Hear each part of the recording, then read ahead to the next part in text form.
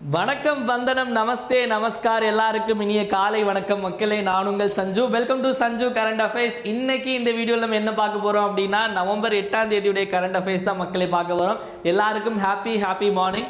ரொம்பவே ஒரு சந்தோஷமான விஷயம் என்ன அப்படின்னா நம்மளுடைய சேனல் 100K சப்ஸ்கிரைபர்ஸ் ரீச் ஆகிட்டு மக்களே. We are now 100K family. So ஆரம்பித்து இவ்வளோ இந்த 100K அப்படிங்கிறது என்னை பொறுத்த வரைக்கும் ரொம்ப ஒரு பெரிய விஷயம். அதுக்கு நீங்கள் கொடுத்த சப்போர்ட் இல்லாமல் கண்டிப்பாக முடியாது. கண்டிப்பாக மென்மேலும் சப்போர்ட் கண்டிப்பாக கொடுங்க. என்னால் முடிஞ்சது எல்லாமே நானும் உங்களுக்கு கொடுக்குறேன். ஸோ எல்லாருக்கும் ஒரு மிகப்பெரிய நன்றி மக்களே. சப்போர்ட் பண்ண எல்லா நல்ல உள்ளங்களுக்கும் ரொம்ப ரொம்ப ரொம்ப ரொம்ப நன்றி. ஓகேவா? ஸோ இந்த ஸ்டேட்டஸ் போட்டோன்னே நிறைய பேர் கேட்டாங்க, சார் 100K சப்ஸ்கிரைபர்ஸ்க்கு ஏதாவது ஆஃபர் கொடுங்கன்னு சொன்னோன்னே. ஸோ 100K சப்ஸ்கிரைபர்ஸை முன்னிட்டு நம்ம கரண்ட் அஃபேர்ஸ் சப்ஸ்கிரிப்ஷன் பண்ணிட்டு இருந்தோம். 899 உள்ளது. இன்றைக்கும் நாளைக்கும் பர்ச்சேஸ் பண்ணுறவங்களுக்கு 799. 12 மந்த்ஸ் கரண்ட் அஃபேர்ஸு, அதே மாதிரி 120 Tamil Nadu scheme, 120 central government scheme, Tamilarasu magazine, policy notes எல்லாமே சேர்த்து 799 1 இயருக்கு. ஜாயின் பண்ணுறவங்க நம்ம டிஸ்கிரிப்ஷனில் இதுலேயே நம்பர் கொடுத்துருப்போம், பார்த்து ஜாயின் பண்ணிக்கலாம் மக்களே. நீங்கள் 2 நாள் மட்டும்தான். ஸோ ஒன்ஸ் அகேன் பெரிய தேங்க்ஸ். ஸோ இப்போ நம்ம கிளாஸ்க்குள்ளே போயிடலாம். எப்பவும் போல் தினம் ஒரு தகவல்லேருந்து ஆரம்பிக்கலாம். ஸோ தினம் ஒரு தகவலில் பீகாரில் எலெக்ஷன் சூடு பிடிச்சிட்டு இருக்கு. அதாவது 121 கான்ஸ்டியூன்சிக்கு எலெக்ஷன் முடிஞ்சிடுச்சு. ஒரு ஃபேஸில் கிட்டத்தட்ட 64% வாக்கும் இப்போ பதிவாயிருக்கு. ஸோ இப்போ அங்கே உள்ள ஒரு கட்சியை பற்றி தான் பார்க்க போகிறோம். ஜன் சுராஜ் அப்படிங்கிற கட்சி. இந்த ஜன் சுராஜ் அப்படிங்கிற கட்சியுடைய நிறுவனர் யார் அப்படின்னு கேட்டாங்க அப்படின்னா பிரசாந்த் கிஷோர் அப்படிங்கிறவர் தான் இந்த கட்சியினுடைய நிறுவனர். இந்த பிரசாந்த் கிஷோர் பற்றி நம்ம ஆல்ரெடி பார்த்துருக்கோம். அதாவது இவர் ஒரு தேர்தல் வியூக வகுப்பாளர். டிஎம்கேக்கு ஒர்க் பண்ணியிருக்காரு, பிஜேபிக்கு ஒர்க் பண்ணியிருக்காரு, நிறைய கட்சிக்கு ஒர்க் பண்ணியிருக்காரு. இப்போ அவரே கட்சி ஆரம்பிச்சிட்டார். நானே சிஎம் ஆயிடுறேன், எதுக்கு உங்களை சிஎம் ஆக்கிட்டு இருக்கேன் அப்படின்னு. இது முழுக்க பீகாரை பேஸ் பண்ண ஒரு பார்ட்டி மக்களே. இந்த கட்சியினுடைய நிறுவனர் சின்னம் என்ன அப்படின்னு கேட்டாங்க அப்படின்னா ஸ்கூல் பேக். ஓகேவா? ஸோ ஸ்கூல் பேக் தான் இந்த கட்சியினுடைய சின்னம். ஸ்கூல் பேக் ஞாபகம் வச்சுக்கோங்க. ஓகேவா? டன். ஸோ இப்போ நெக்ஸ்ட் போயிடலாம் மக்களே. நெக்ஸ்ட் நம்ம நேற்று கிளாஸில் என்ன பார்த்தோமோ அதை ஒரு வாட்டி ரிவைஸ் பண்ணிட்டு இன்னைக்கான கிளாஸ்க்குள்ளே போயிடலாம். ஏன் கூட சேர்ந்து நீங்களும் ஆன்சர் போடுங்க, உங்களுக்கும் ரிவைஸ் பண்ண மாதிரி இருக்கும். நவம்பர் 7ஆம் தேதியுடைய கரண்ட் அஃபேர்ஸ் பார்த்துடலாம். Who is the head of the Tamil Nadu school curriculum design committee? Tamil Nadu பள்ளி பாடத்திட்ட வடிவமைப்பு குழுவின் தலைவர் யார் அப்படின்னா சுல்தான் அகமது இஸ்மாயில் அப்படிங்கிறதா சரியான விடை. அடுத்த கேள்வி, இந்தியாவுடைய first silicon carbide semiconductor plant, silicon carbide குறைக்கடத்தி ஆலை எங்கு நிறுவப்பட உள்ளது அப்படின்னா ஒடிசா அப்படிங்கிறதா சரியான விடை, ஆப்ஷன் பி. அடுத்த கேள்வி, which organization announced project sun catcher திட்டம் கூகுளுடைய திட்டம். அடுத்த கேள்வி நமக்கு QS வேர்ல்ட் யூனிவர்சிட்டி ரேங்கிங் சிறந்த பல்கலைக்கழகம் எது அப்படின்னு பார்த்தீங்க அப்படின்னா யூனிவர்சிட்டி ஆஃப் ஹாங்காங் அப்படிங்கிறதா சரியான விடை. அடுத்த கேள்வி, இன்ஃபேன்ட் ப்ரொடெக்ஷன் டே குழந்தை பாதுகாப்பு தினம் நவம்பர் 7. அதே மாதிரி தேசிய புற்றுநோய் விழிப்புணர்வு தினம் நேஷனல் கேன்சர் அவேர்னஸ் டேயும் நவம்பர் 7.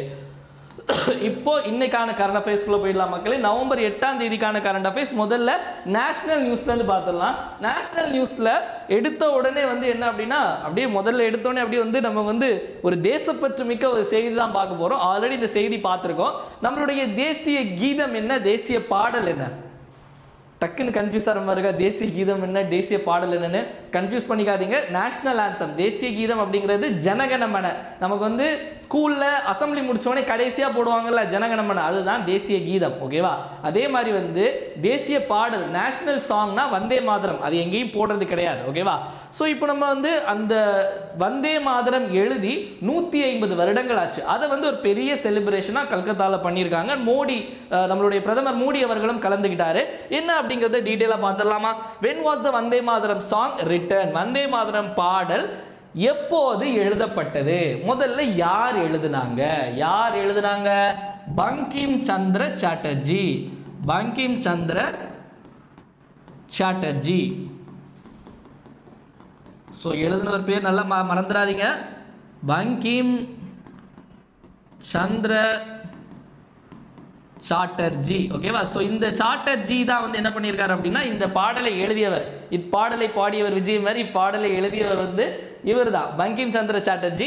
எப்போ எழுதினாரு அப்படின்னு கேட்டாங்க அப்படின்னா எக்ஸாக்ட் டேட் நவம்பர் 7 1875. அப்போ கணக்கு பண்ணாதான் 150 வருஷம் ஆகும். 150 வருஷம் ஆச்சா? அப்போ இதை எழுதிட்டாரு. இது எந்த புக்கில் வந்துச்சு அப்படின்னா 1882 ஆனந்த் மத் அப்படின்னு ஒரு புக் எழுதினார். ஓகே, அந்த ஆனந்த் மத் அப்படிங்கிற புக்கில் இதை சேர்த்துட்டார். இந்த புக்கில் தான் பார்த்தீங்க அப்படின்னா ஆனந்த் மத் ஆனந்த்மத் அப்படிங்கிற புக்கில் தான் இந்த பாடல் இடம்பெறாது. அதாவது இந்த புக்குக்காக எழுதின பாடல் இல்லை, இந்த புக்கு வேற பாடல் வேற.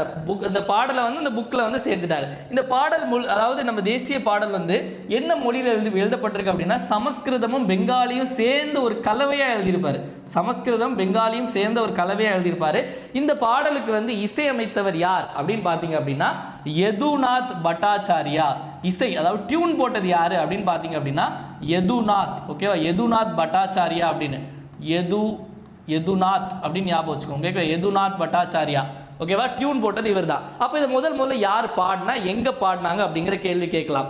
1896 ரவீந்திரநாத் தாகூர் இருக்கார்ல, நம்ம தாகூர், ரவீந்திரநாத் தாகூர் தான் வந்து என்ன பண்ணார் அப்படின்னா இது 1896 கல்கத்தா காங்கிரஸ் மாநாட்டில் பாடினார். அப்போ எங்க முதல்ல நம்மளுடைய தேசிய பாடல் பாடப்பட்டது வந்தே மாதரம் அப்படின்னு கேட்டாங்கன்னா எங்க அப்படின்னா கல்கத்தால 1896 யார் பாடினாங்கன்னா ரவீந்திரநாத் தாகூர். எழுதுனது இவரு, பாடினது அவரு, டியூன் போட்டவர் இவரு. ஓகேவா, புரிஞ்சுதா?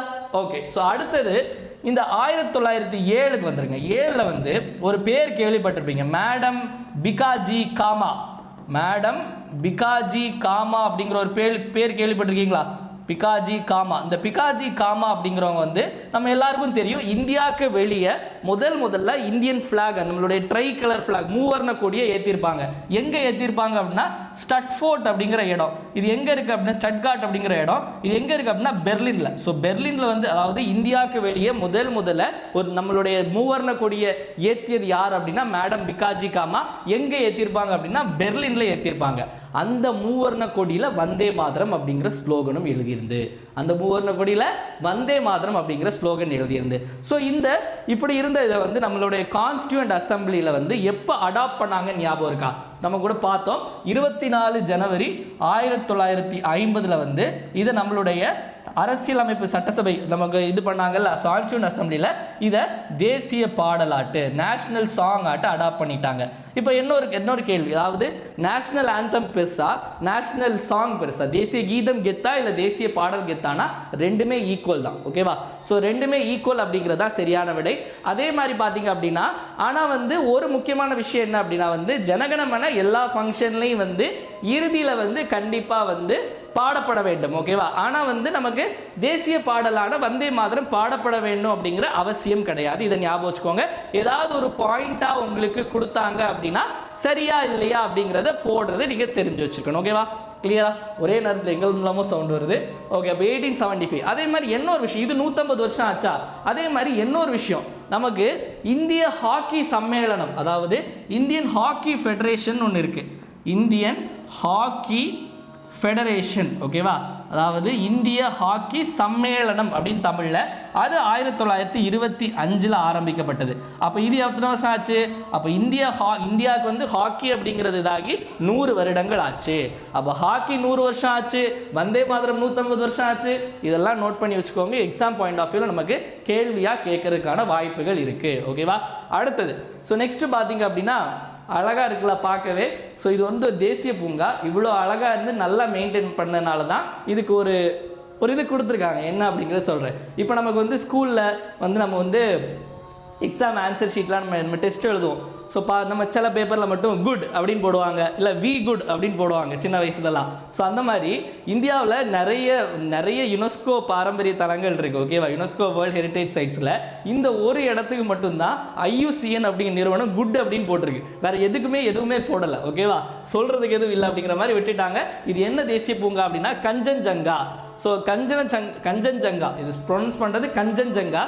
கஞ்சன்ஜங்கா தேசிய பூங்கா வந்து எங்கு அமைந்துள்ளது அப்படின்னா சிக்கிம். ஸோ ஏன் இதை செய்திகளில் பார்த்தோம், IUCN அப்படிங்கிற நிறுவனம், international union of conservation of nature. ஓகேவா, ஸோ அதாவது நமக்கு வந்து சர்வதேச இயற்கை பாதுகாப்பு அமைப்பு.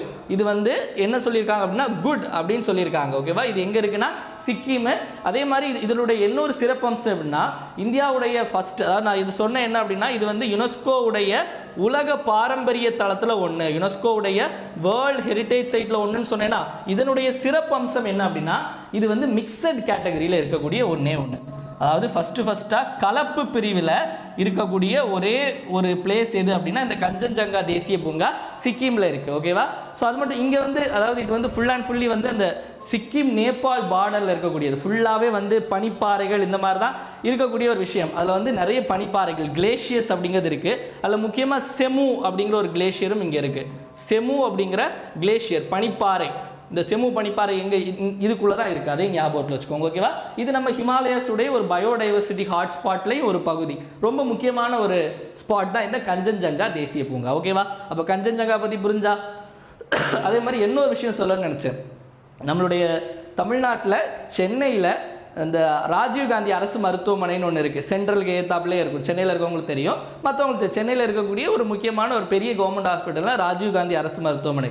அங்கே வந்து என்ன பண்ணியிருக்காங்க அப்படின்னா, இந்த நமக்கு இந்த ஆர்கன் டொனேஷன்லாம் பண்ணுவாங்களே, உடல் உறுப்பு தானம் பண்ணுறவங்களுடைய பேரை செவரில் அப்படி பெருசாக எழுதி, அதாவது செவரில் வந்து அப்படி பதிச்சுட்டாங்க. ஓகேவா?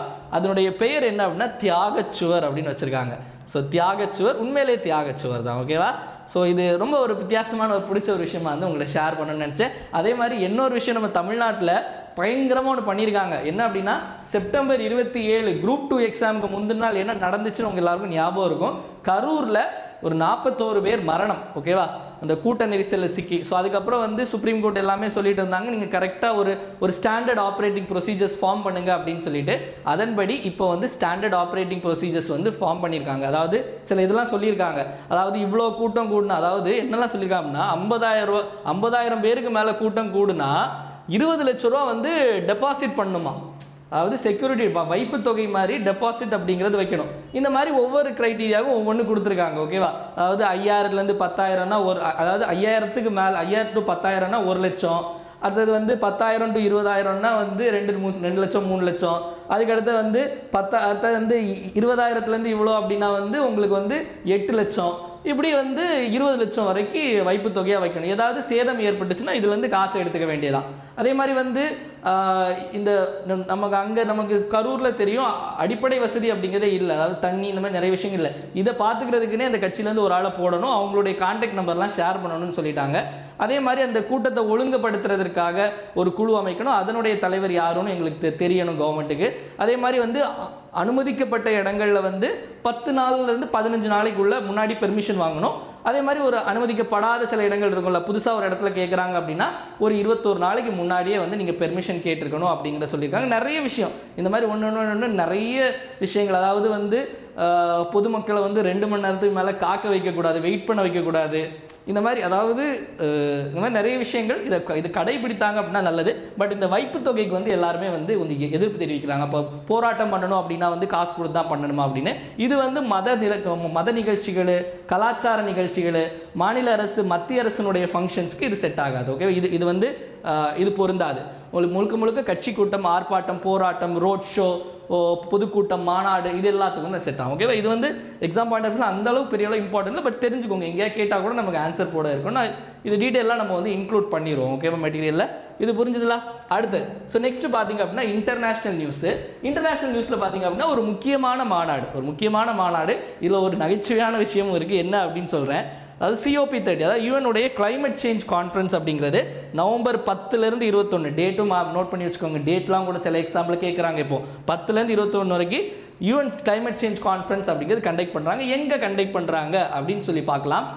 ஸோ பிரேசில் அப்படின்னு கேட்க மாட்டாங்க. பிரேசிலில் பெலம் அப்படின்னு ஒரு ஏரியா. ஸோ பெலம் அப்படிங்கிற அந்த நகரத்தில் தான் வந்து இந்த யூஎனுடைய கிளைமேட் சேஞ்ச் கான்ஃபரன்ஸ் நடக்குது. அந்த COP13 இருக்குல்ல, COP13 என்ன அப்படின்னா அது மாநாடு, அதாவது கான்ஃபரன்ஸ் ஆஃப் பார்ட்டிஸ் அப்படின்னு சொல்லுவாங்க, கட்சிகளின் மாநாடு.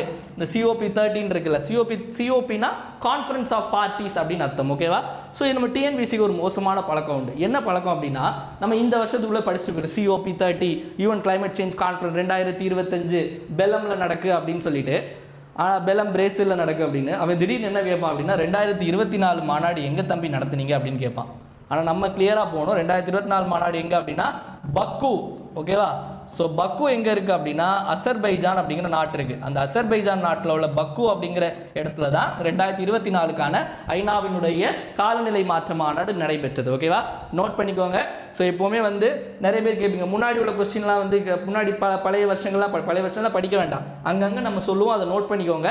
அதே மாதிரி இன்னொரு முக்கியமான விஷயம், இதுவும் டிஎன்பிசியில் வந்து கேள்வியாக நிறைய வாட்டி கேட்டிருக்காங்க. அதாவது இந்த மாடலில் கேட்டிருக்காங்க. அதாவது நம்ம ஊர்லேருந்து வேற ஒரு ஊருக்கு எக்ஸ்போர்ட் பண்ணுறாங்க ஒரு பொருளை அப்படின்னா எந்த ஊருக்கு எக்ஸ்போர்ட் பண்ணுறாங்க, எந்த ஊர்லேருந்து அதை அங்கே அனுப்புகிறாங்க, இப்படிலாம் கேட்பாங்க. இப்போ சமீபத்தில் பார்த்தீங்க அப்படின்னா நமக்கு சத்தீஸ்கர் இருக்குல்ல, சத்தீஸ்கர். ஸோ சத்தீஸ்கரில் என்ன பண்ணியிருக்காங்க அப்படின்னா சத்தீஸ்கரில் இருந்து இந்த ஃபோர்ட்டிஃபைட் ரைஸ் அப்படின்னு சொல்லுவாங்க. ஃபோர்ட்டிஃபைட் ரைஸ்னால் என்ன அப்படின்னா செறிவூட்டப்பட்ட அரிசி. செறிவூட்டப்பட்ட அரிசி. செறிவூட்டப்பட்ட அரிசினா என்ன? அது என்ன செறிவூட்டப்பட்ட அரிசி? இப்போ நான் நார்மல் அரிசி தெரியும். செறிவூட்டப்பட்ட அரிசினா அதில் சில ஊட்டச்சத்துக்களை சேர்ப்பாங்க.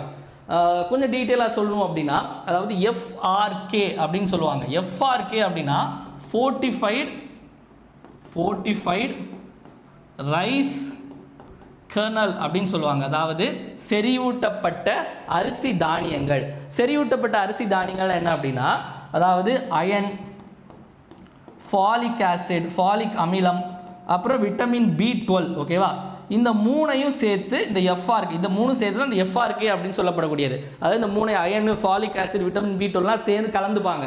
அதாவது 100 கிலோ அரிசிக்கு அதாவது 1:100 ரேஷியோவில் கலப்பாங்க. இப்போ 100 கிலோ அரிசிக்கு 1 கிலோ இந்த எஃப்ஆர்கே ஆட் பண்ணுவாங்க. அப்போ அந்த அரிசியில் இருக்க அந்த அரிசி சத்துள்ளதாக மாறும். ஓகேவா? அதில் தேவையான நியூட்ரியன்ஸ்லாம் அதுக்கு போயிடும். ஸோ இந்த மாதிரி ஃபோர்ட்டிஃபைட் ரைட்ஸஸ் சத்தீஸ்கர் கோஸ்டாரிக்கா நாட்டுக்கும் பப்புவா நியூ கினியா நாட்டுக்கும் அனுப்பி வச்சிருக்கோம். அப்போ சத்தீஸ்கர்லேருந்து என்ன போயிருக்கு? ஃபோர்ட்டிஃபைட் ரைஸு எங்கே போயிருக்கு? கோஸ்டாரிக்கா மற்றும் பப்புவா நியூ கினியா நாட்டுக்கு போயிருக்கு. இப்போ ஃபோர்ட்டிஃபைட் ரைஸ் பற்றி கேட்டால் கூட நீங்கள் ஆன்சர் சரியாக போட்டுருணும். ஓகேவா?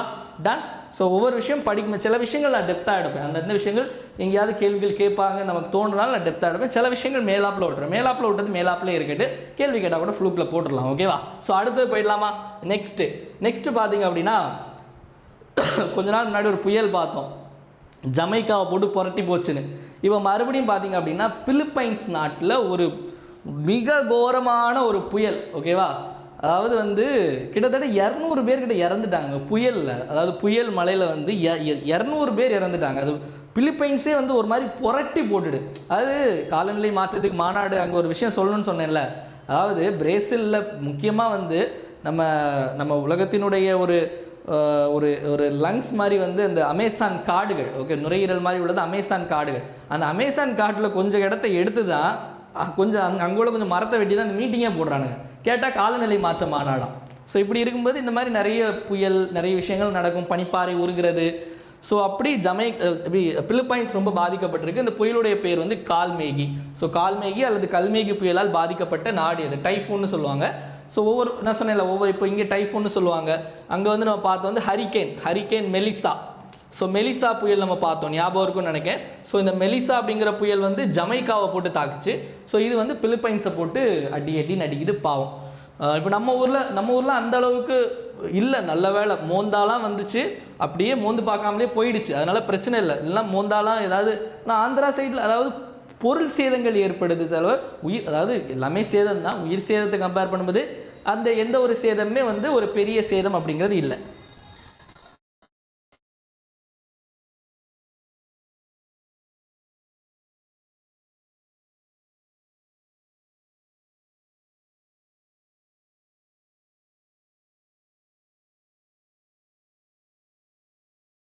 ஒரு ஃபோன் ரொம்ப நேரமாக அடிச்சுக்கிட்டே இருந்து அது சைலண்டில் மட்டும் போட்டுருவதே மக்களே.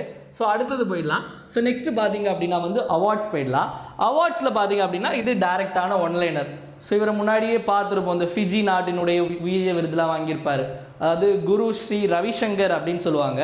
இந்த ரவிசங்கர் அவர்களுக்கு என்ன விருது கிடைச்சிருக்கு அப்படின்னா world leader for peace and security award, உலக அமைதி மற்றும் பாதுகாப்பு தலைவர் விருது 2025 யாருக்கு கிடைச்சிருக்கு அப்படின்னு கேட்டாங்க அப்படின்னா ரவிசங்கர் அவர்களுக்கு கிடைச்சிருக்கு அப்படின்னு சொல்லிட்டு டைரெக்டாக ஆன்சர் போட வேண்டியது ஆப்ஷன் டி. இதில் உள்ள நம்ம பெருசாக பார்க்க வேண்டிய எதுவும் இல்லை. அடுத்தது அதாவது இந்தியா இந்த அமுல், எத்தனை பேருக்கு அமுல்னா பிடிக்கும்? ஸோ அமுல் பின்னாடி ஒரு பெரிய கதையே இருக்குது. அதாவது இந்தியா பசி பட்டினி பாலுக்கு கூட இல்லாத நாடு. இன்னைக்கு உலகத்துக்கே பால் உற்பத்தி பால் விநியோகம் செய்யக்கூடிய நாடாக மாறுச்சு அப்படின்னா அதுக்கு முக்கியமான காரணம் ஒயிட் ரெவல்யூஷன், வெண்மை புரட்சி அப்படிங்கிறது. அதுக்கு ஒரு அடித்தளமாக இருந்து இந்த அமுல் அப்படிங்கிறது. இந்த அமுல் வந்து ஒரு கூட்டுறவு முறையில் இது பண்ணக்கூடியது, ஓகேவா, கோஆப்ரேட்டிவ். ஸோ உலகத்திலே தலை சிறந்த கோஆப்ரேட்டிவ் பிராண்ட் அப்படின்னு சொல்லிட்டு அமுலுக்கு வந்து விருது கிடைச்சிருக்கு. இது அது கொடுக்குறது வந்து இது வந்து யூஸ்வல் தான், ஓகேவா. Which is the world's top cooperative, உலகின் தலை சிறந்த கூட்டுறவு நிறுவனம் எது அப்படின்னா அமுல், ஓகேவா. ஸோ அமுல் அப்படிங்கிறதுக்கு ஃபுல் ஃபார்ம் என்ன அப்படின்னா ஆனந்த் மில்க் யூனியன் லிமிடெட், ஓகேவா. இதுதான் அமுல் அப்படிங்கிற ஃபுல் ஃபார்ம், ஓகேவா.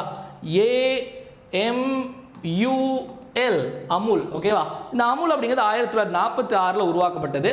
உருவாக்கப்படும் இது பேர் அமுல் கிடையாது. அதாவது கைரா மாவட்ட பால் உற்பத்தியாளர்கள் சங்கம், கைரா மாவட்ட பால் உற்பத்தியாளர் சங்கம்னு வந்து ஆரம்பித்தாங்க. அதுக்கப்புறம் 1950 தான் வந்து அமுல் அப்படிங்கிற பெயர் கொண்டு வந்தாங்க. ஸோ இதை வந்து பார்த்தீங்க அப்படின்னு திரிபுவனதாஸ் அப்படின்னு ஒருத்தர் தான், திரிபுவனதாஸ் பட்டேல் அப்படிங்கிற ஒருத்தர் தான் வந்து இதை ஆரம்பித்து வச்சிருப்பார், ஓகே. திரிபுவனதாஸ் அப்படிங்கிறவர் தான் இதை ஆரம்பித்து வச்சிருப்பார், இதை ஞாபகம் வச்சுக்கோங்க. ஸோ இதுதான் வந்து அந்த அமுலுடைய வரலாறு. நமக்கு ஒயிட் ரெவல்யூஷன், வெண்மை புரட்சியின் தந்தை அப்படின்னு யாரை சொல்லுவோம் அப்படின்னா வர்கீஸ் குரியன் அவர்கள் தான் வெண்மை புரட்சியின் தந்தை அப்படின்னு சொல்லுவோம், ஓகேவா. ஸோ இதில் முதலிடம் வந்து அமுல். ரெண்டாவது இடம் பார்த்தீங்க அப்படின்னா இந்த IFFCO அப்படிங்கிறது பார்த்தீங்க அப்படின்னா Indian farmers fertiliser cooperative organisation, ஓகேவா. அதாவது இந்திய விவசாயிகள் உர கூட்டுறவு சங்கம் அப்படிங்கிறது IFFCO அப்படிங்கிறது நம்ம அப்ரிவேஷன்லாம் கேட்குறாங்க, நோட் பண்ணிக்கோ. இது ரெண்டாவது உலக அளவில் இது ரெண்டாவது இடம், ஓகேவா. அடுத்த கேள்வி போயிடலாமா. ஸோ நமக்கு இந்த ஆவின் எப்போ உருவாக்குனாங்க தெரியுமா? அதாவது நம்மளுடைய தமிழ்நாட்டில் டைரி டெவலப்மெண்ட் அப்படிங்கிற ஒரு டிபார்ட்மெண்ட், பால்வளத்துறை அப்படிங்கிறது 1958 நம்ம கொண்டு வந்துட்டாங்க. ஆவின் அப்படிங்கிற ஒரு பிராண்ட் எப்போ வந்துச்சு அப்படின்னா 1981 தான் ஆவின் அப்படிங்கிற பிராண்ட் வந்துச்சு. ஆவின்னா உங்களுக்கு அர்த்தம் தெரியும் நினைக்கிறேன், ஆல்ரெடி சொல்லியிருக்கேன். ஆவின் பால் அப்படின்னா என்ன அர்த்தம்? ஆனா என்ன, பசுவின் பால் அப்படின்னு அர்த்தம். இதுதான் ஆவின், ஓகேவா. டன், தெரியும் நினைக்கிறேன், நானும் புதுசாக சொல்ல, தெரியாதவங்க கற்றுக்கோங்க, ஓகே, ஒன்றும் பிரச்சனை இல்லை.